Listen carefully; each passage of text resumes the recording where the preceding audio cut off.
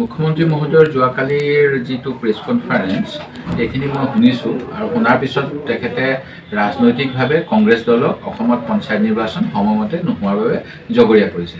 এই কথাটো একেবাৰে তেখেতে চালেবেৰে কোবোৱা কথা কৈছে। প্ৰকৃততে দোষী অসমৰ বিজেপি চৰকাৰ সময়মতে পঞ্চায়ত নোহোৱাৰ বাবে।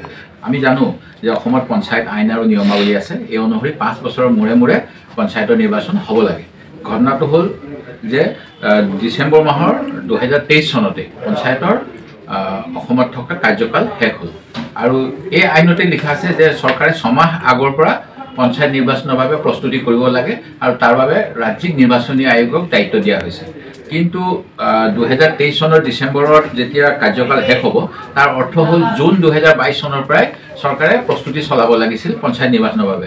ভোটাৰ তালিকা বনোৱা আৰু অন্যান্য যিবিলাক আনুষংগিক কাম হয় তাৰ বাবে বাজেটত পুঁজি নিৰ্ধাৰণ কৰি তেখেতসকলে সেই কামখিনি কৰিব লাগিছিল।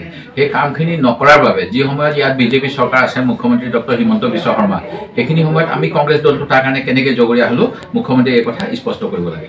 তেখেতে যিহেতু জুন 2022ত প্ৰস্তুতি নল'লে, ডিচেম্বৰ মাহত সেই গতিকে যেতিয়া 5 বছৰীয়া কাৰ্যকাল শেষ হ'ল তাৰ লগে লগে পঞ্চায়তৰ নিৰ্বাচন হোৱাৰ ব্যৱস্থাটো নহ'ল আৰু তাৰ পৰৱৰ্তী সময়ত আকৌ 6 মাহ হ'লে মানে ডিচেম্বৰৰ পিছত জুন 2024ত হ'ব লাগিছিল। এতিয়াও নহ'লে ডিচেম্বৰ 2024ত হ'ব লাগিছিল। এতিয়া 1 বছৰতকৈ অধিক কাল হ'ল আৰু 6 মাহৰ বাবেহে পঞ্চায়তৰ নিৰ্বাচনৰ পূৰ্বৰ পৰা প্ৰস্তুতি চলিব লাগে। সেই গতিকে তেখেতে প্ৰায় 1.5 বছৰতকৈ অধিক কাল ধৰি কিয় প্ৰস্তুতি নচলালে সেই কথাটো আমি বিজেপি চৰকাৰক জবাবদিহি কৰিব বিচাৰোঁ। কি এনেকুৱা হ'ব পাৰে নেকি যে তেখেতসকলৰ নিৰ্বাচনৰ যিখিনি তেওঁলোকে আশানুৰূপ ফল নাপাব তাৰ বাবে তেওঁলোকে ডিলে কৰিলে। দ্বিতীয়তে আমাৰ নিৰ্বাচনৰ যিখন আইন, এই আইনখন হ'ল শেহতীয়া সংশোধনী আহিছিলে 2018 চনত। 2018 চনৰ পিছত শেহতীয়াকৈ আৰু এটা তেওঁলোকে সংশোধনী কৰি পঞ্চায়তৰ ডিলিমিটেশ্যনৰ ব্যৱস্থাটো কৰিলে। এই ডিলিমিটেশ্যন কৰিবলৈ যাওঁতে ভাৰতীয় সংবিধানত অনুচ্ছেদ 243 C(1) ৰাজ্যিক বিধানসভাই নিজৰ পঞ্চায়তত মানে ৰাজ্যসমূহত পঞ্চায়ত ব্যৱস্থাৰ বাবে আইন কৰিব লাগে। আইন কৰাৰ লগতে নীতি কৰিব লাগে। 2018 চনত যেতিয়া আমাৰ পঞ্চায়ত আইন কৰা হ'ল তেতিয়া তাৰ লগত নিয়মাৱলী কৰা হৈছিল।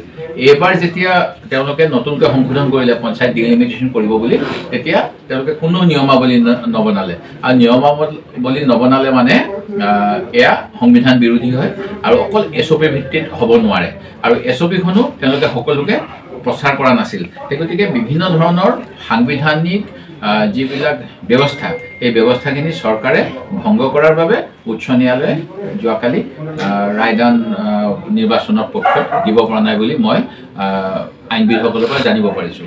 আৰু দ্বিতীয়তে যিটো তেখেতে অভিযোগ দিছে, ডাক্তৰ মানে চিকিৎসক, আইনবিদ, তেখেতসকল হ'ল কিছুমান প্ৰফেশ্যনেল। তেখেতসকলে এতিয়া এজন চিকিৎসক যদি কোনোবা এটা দলৰ ব্যক্তিগতভাৱে সমৰ্থ হয়, তেখেতে যি শপত লোৱা থাকে, শপত অনুসৰি মই অন্য দলৰ মানুহক চিকিৎসা নকৰোঁ বুলি ক'ব নোৱাৰে। ঠিক তেনেকৈ হাফিজ ৰছিদ চৌধুৰী আমাৰ কেণ্ডিডেট আছিল, সঁচা কথা, কিন্তু এই কেছটোত তেখেতে এজন প্ৰফেশ্যনেল আইনজ্ঞ হিচাপে কোনোবা গোচৰীয়া তেখেতৰ গোচৰ চাপিছে আৰু সেই গতিকে তেখেতে সেই গোচৰত এটা পক্ষৰ হৈ ওকালতি কৰিছে। কংগ্ৰেছ দলৰ হৈ তেখেতে কৰা নাই।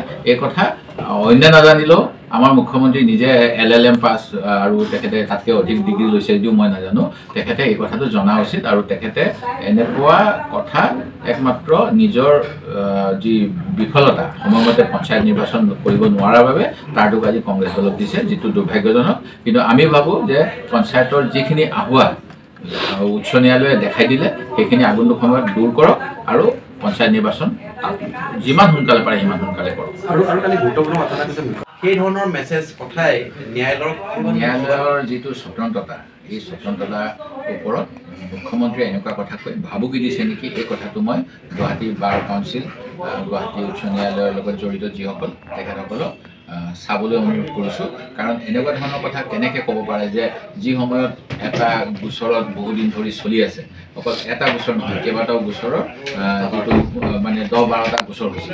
তেখেতে কৈছে কৰিমগঞ্জৰ অকল কেইখনমান পঞ্চায়ত, কিন্তু আমি গম পাইছোঁ যে তাত ন্যায়ালয়ৰ মজিয়াত বহুতবিলাক গোচৰ আছিলে, 19-20খন গোচৰ আছিলে। সেই গতিকে এই গোটেইবিলাক নিশ্চয় আৰ্গুমেণ্ট হৈছে, কাউণ্টাৰ আৰ্গুমেণ্ট হৈছে, আৰু তাৰ ভিত্তিত তেওঁ ৰায়দান কৰিবলৈ হ'লে যিবিলাক তথ্য দুই পক্ষই দিছে সেই গোটেইখিনি তেওঁ তুলনা কৰিব লাগিব। সেই গতিকে তেখেতক মানে কি কয় মানে ভূগোলে কল পকাব বিচাৰিলেতো এয়া আইনৰ প্ৰতি অন্যায় হ'ব, আৰু এই ক্ষেত্ৰত তেনেকুৱা ধৰণৰ ডিক্টেশ্যন কেতিয়াও কাৰ্যপালিকাৰ যিজন হয় মুখ্যমন্ত্ৰী, অসমৰ মুখ্য কাৰ্যপালিকা, তেখেতে এনেকুৱা মন্তব্য দিয়াটো একেবাৰে অশোভনীয়।